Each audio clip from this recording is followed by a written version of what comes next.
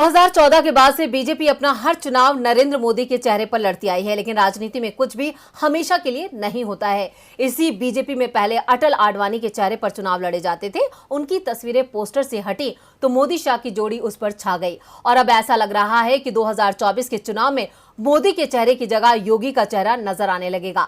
तो क्या मोदी को हटाकर योगी बनेंगे पीएम? देखते हैं ये रिपोर्ट। पिछले 8 सालों से देश में मोदी लहर इस तरह चली है कि हर चुनाव में केवल इसी के भरोसे बीजेपी चुनाव लड़ रही है।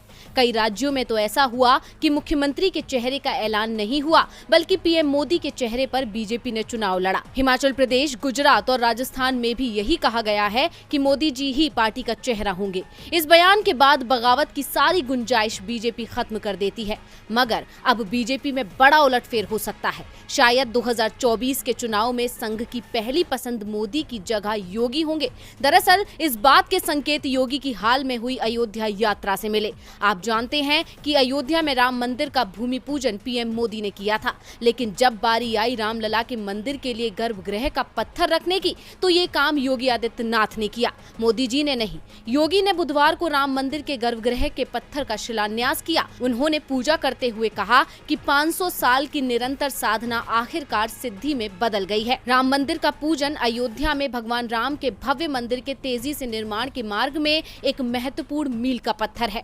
मुख्यमंत्री योगी आदित्यनाथ ने राम मंदिर क्षेत्र में शराब की सभी दुकानों के लाइसेंस भी रद्द कर दिए, क्योंकि साधु इसकी मांग लंबे अरसे से कर रहे थे। योगी सरकार पूरी कोशिश में है कि दिसंबर 2023 तक कम से कम मंदिर का आधा काम निपटा दिया जाए, ताकि 2024 में हिंदू मतदाताओं के सामने वोट मांगने में आसानी हो। आप जानते हैं कि अयोध्या का मसला बीजेपी की राजनीति की धुरी रहा है।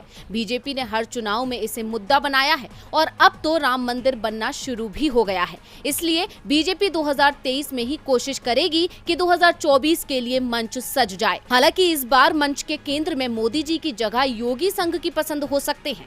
योगी मोदी की तुलना में कहीं अधिक आक्रामक हिंदू नजर आते हैं। वैसे भी 2 बार की सत्ता में मोदी सरकार की कई कमजोरियां जाहिर हो चुकी हैं, तो अब योगी को लाकर पिछली गलतियों को दबाने की कोशिश बीजेपी में हो सकती है।